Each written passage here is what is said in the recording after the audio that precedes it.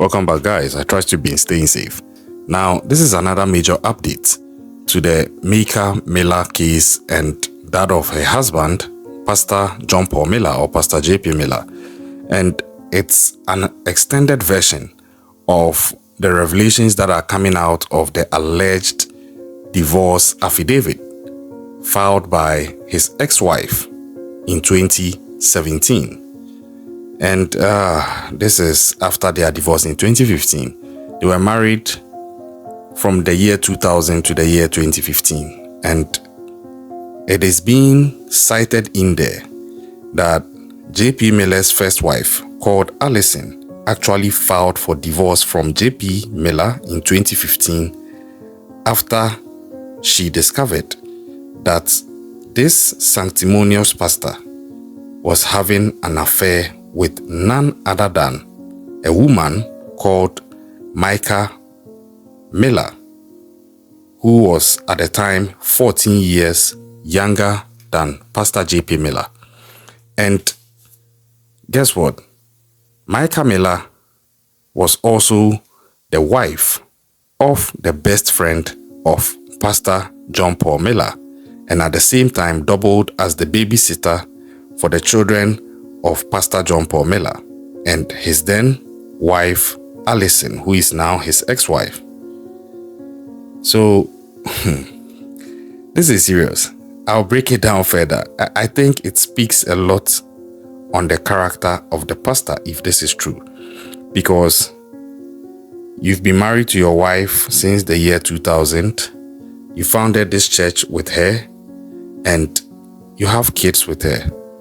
Even if you were just a pastor, just a man, even not being a pastor, but just a man, you have your vows to respect and commit to, and your wife to respect and commit to. You have no business trying to cheat on your wife. No way. Now, let's elevate it to the next step where you are actually a pastor.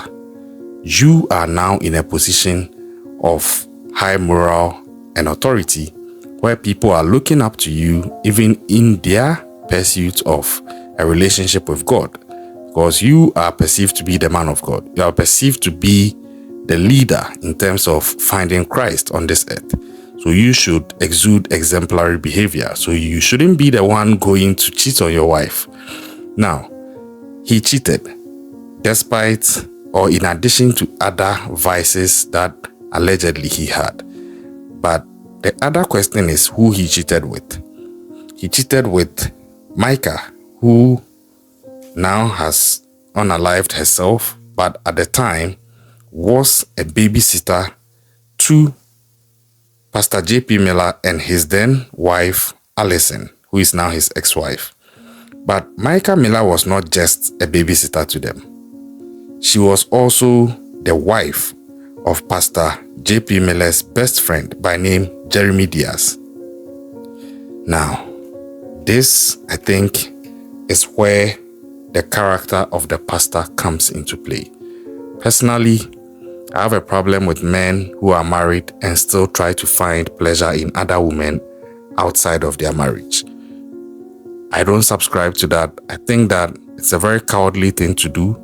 I think that it's a very bad thing to do. It doesn't matter whether you're a pastor or not. Once you are married, I think that you need to respect yourself, your vows, and your wife. And one of the best ways to do that is to be faithful to your wife. You can't be married and be cheating on your wife, especially if you are a pastor. Not to talk of the fact that the woman you are doing it with is the same woman taking care of your kids and is also the wife of your best friend, and they all fellowship in your church, and she allegedly is the leader of the praise and worship team in the church. What is going on? I think the devil will be proud if this is true, because we can't have this happening even between random people in a neighborhood, not to talk of this happening between a pastor and the wife of his best friend, all in the same church. I think that this is a very, very questionable thing about the character of the pastor and also about the character of Mica Miller, if this is true. because some people are trying to treat it as, oh, he brainwashed Mica Miller into this. I don't think he did. He's the same pastor who actually officiated the wedding or the marriage of Mica and her then husband, Jeremy Diaz. And he had known Mica since she was 10 years old in the church. Now, Mica Miller at this point was also an adult. She could think. So why do you also submit yourself to cheating on your husband with your husband's best friend, who is your pastor? I think it cuts two ways. And it also speaks to the character of Mica Miller if this is true. God rest her soul, but the fact is the fact. Because at the end of the day, if this is true, then it means that both Pastor J.P. Miller and Mica Miller ruined the lives of Pastor J.P. Miller's ex-wife Allison and Mica Miller's ex-husband Jeremy Diaz, who was also the best friend of the pastor. These are the two people who ended up getting hit by the actions of Pastor John Paul Miller and Mica Miller. And I know a bit about how these things play out with regards to breaking your vows in your marriage and causing somebody pain in the process and damaging something that is ordained by God. It leaves something that you would have to account or atone for. That is the argument people have put up, where some people are believing that the very moment Pastor J.P. Miller and Mica Miller committed this act, which led to the breaking of the home of Pastor J.P. Miller and his ex-wife Allison and their kids, something was triggered. Karma was activated. And there was no way the marriage of Mica Miller and Pastor J.P. Miller was going to be smooth sailing and ride off into the sunset. And I think I agree with that to an extent. No disrespect to anybody, but you can't break up people's home and expect that when you get married to each other, you are going to have a good home. I don't think karma allows that. I've never seen a case where it ended well for such people, because anytime the victims of those actions are going through the pain, it has implications on the culpable parties that led to the pain being born and the root cause of the pain manifesting. And in this case, it seemed like it was Pastor J.P. Miller and Mica Miller. And as much as some people are saying that, oh, he manipulated her, he was smooth talking and all, yeah, he may be all that, but she also had her vows to keep.